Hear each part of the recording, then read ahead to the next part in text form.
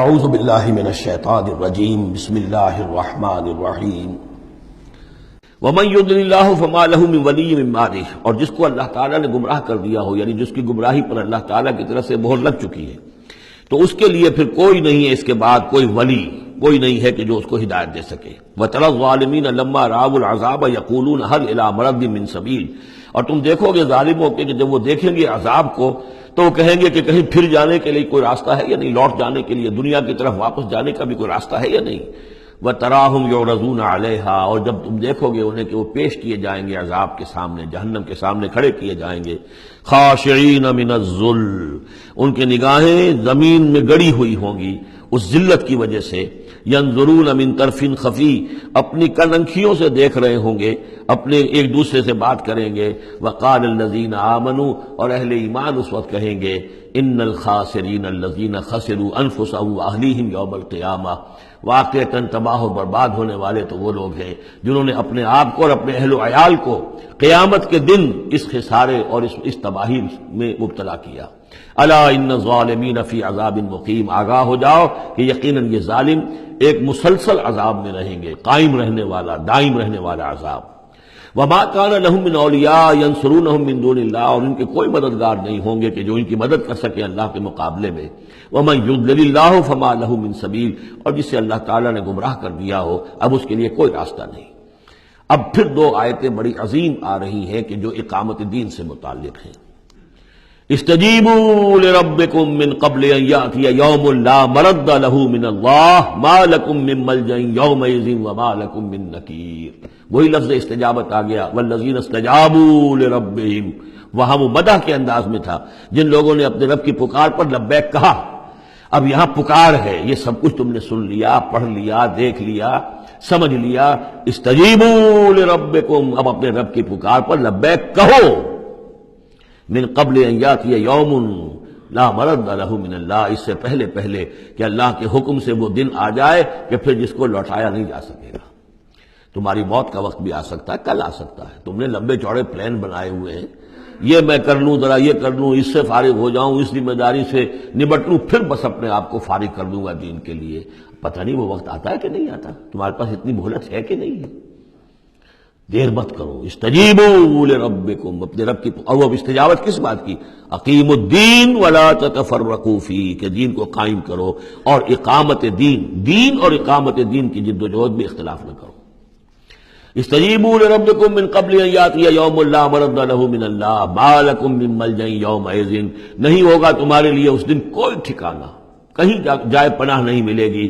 وما لکم من نکیر، اور نہیں ہوگا تمہارے لیے وہاں منکر ہو جانا، انکار کر دینا، تم اپنی خطاؤں سے انکار نہیں کر سکو گے۔ فإن أعرضوا، اب یہاں خطاب ہے حضور سے، اے نبی، فإن أعرضوا، اگر یہ اعراض کریں، اگر اللہ کی اس پکار پر لبیک نہ کہیں، اگر اس کے لیے کمر نہ کسیں، فما ارسلناک علیہم حفیظا، تو ہم نے آپ کو ان پر کوئی ذمہ دار بنا کر نہیں بھیجا ہے، آپ ان کے اوپر داروغہ بنا کر نہیں بھیجے گئے۔ ان علیک الا البلاغ، نہیں ہے آپ پر مگر صاف صاف پہنچا دینے کی ذمہ داری۔ یہ حضور کی طرف رخ کر کے فرمایا۔ وَإِنَّا إِذَا أَذَقْنَا الْإِنسَانَ مِنَّا رَحْمَةً، اور جب ہم انسان کو اپنی رحمت کا مزہ چکھاتے ہیں، فرح بہا، تو اتراتا ہے اور خوشی سے پھولے نہیں سماتا۔ وَإِن تُصِبْهُمْ سَيِّئَةٌ بِمَا قَدَّمَتْ أَيْدِيهِمْ، اور اگر انہیں کوئی آ پڑے ان پر کوئی برائی ان کے اپنے ہاتھوں کے کرتوتوں کے بدولت، فَإِنَّ الْإِنسَانَ كَفُورٌ، تو انسان بالکل ناشکرا بن جاتا ہے۔ لِلَّهِ مُلْكُ السَّمَاوَاتِ وَالْأَرْضِ، آسمانوں اور زمین کی بادشاہی اللہ ہی کے لیے۔ عام طور پر آتا ہے للہ ما فی السماوات و ما فی الارض، یہاں پر دیکھیے نوٹ کیے للہ ملک السماوات والارض، اس لیے کہ اقامت دین، اللہ کی حاکمیت، نظام کا قائم کرنا، اس کی مناسبت سے للہ ملک السماوات والارض، زمین و آسمان کی بادشاہی اللہ ہی کے لیے۔ یخلق ما یشاء، وہ جو چاہتا ہے پیدا کرتا ہے۔ یہب لمن یشاء اناثا، جس کو چاہتا ہے بیٹیاں ہی بیٹیاں دیتا ہے۔ ویہب لمن یشاء الذکور، اور جس کو چاہتا ہے بیٹے ہی بیٹے دیتا ہے۔ اور یزوجہم ذکرانا و اناثا، یا جوڑے جوڑے کر دیتا ہے کہ لڑکے بھی اور لڑکیاں بھی، بیٹے بھی اور بیٹیاں بھی۔ ویجعل من یشاء عقیما، اور جس کو چاہتا ہے باندھ کر دیتا ہے کہ اس کی اولاد نہیں ہوتی۔ انہ علیم قدیر، وہ علیم ہے، جو کچھ کر رہا ہے اپنے علم کی بنیاد پر کر رہا ہے، قدیر ہے، اسے ہر قدرت حاصل ہے۔ اب وہ آیت آ گئی کذالک کیا، کس طرح وحی کرتا ہے اللہ.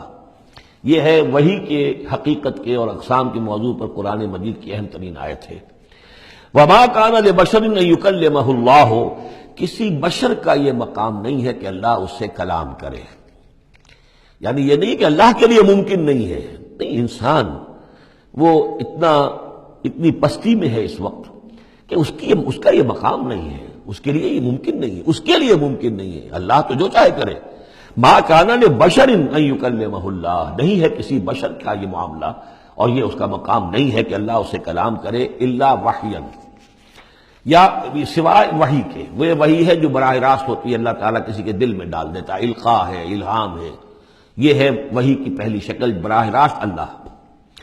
او من ورائے حجاب، یا پھر بات کرتا بھی ہے تو اوٹ سے، پردے کی اوٹ سے، جیسے کہ حضرت موسیٰ علیہ السلام سے بات کی ہے. وہ بات ہوئی ہے کلم اللہ موسیٰ تکلیما، لیکن من ورائے حجاب. تیسری شکل او یرسل رسولا، یا پھر وہ اپنے کسی پیغام پر کوئی ایلچی کو بھیجتا ہے، فرشتے کو بھیجتا ہے. فیوحی باذنہ ما یشاء، اور پھر وہ وحی کرتا ہے اللہ کے حکم سے جو وہ چاہتا ہے. تو گویا کہ تین شکلیں ہو گئی. وحی براہ راست اللہ کی طرف سے، یہ الہام ہے، القاء ہے. جیسے کہ وہ شہد کی مکھی کو وحی کر رہا ہے، ہر آسمان میں وحی کر دی ہے. غیر نبی تھی حضرت موسیٰ کی والدہ، ان کو وحی کر دی، وہ جو دل میں ڈال دے.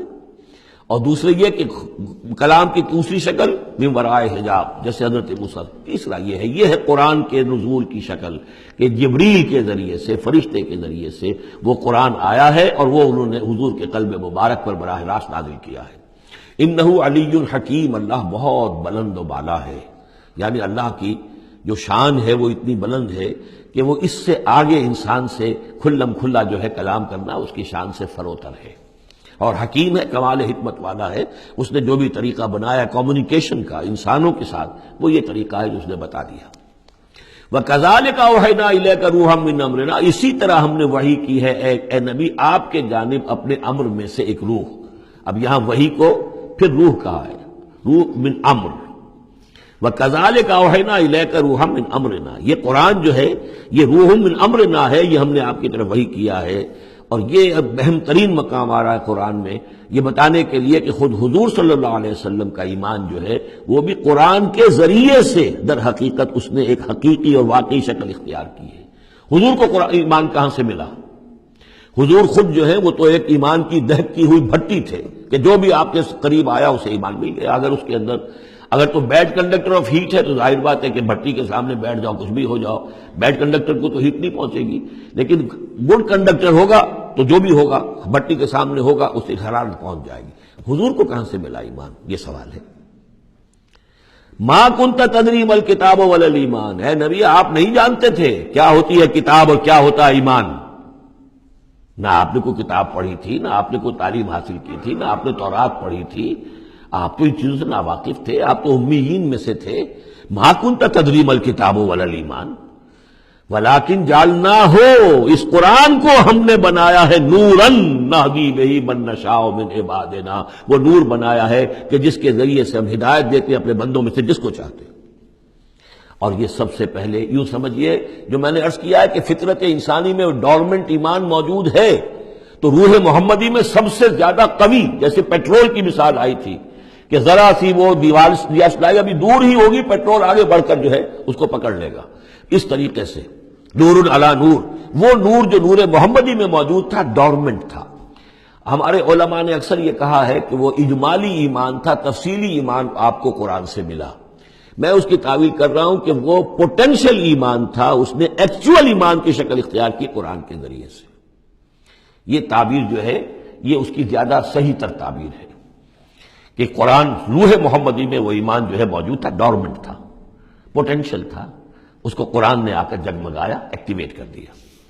وَكَذَلِكَ أَوْحَيْنَا إِلَيْكَ رُوحًا مِّنْ أَمْرِنَا مَا كُنْتَ تَدْرِي مَا الْكِتَابُ وَلَا الْإِيمَانُ وَلَٰكِن جَعَلْنَاهُ نُورًا نَّهْدِي بِهِ مَن نَّشَاءُ مِنْ عِبَادِنَا.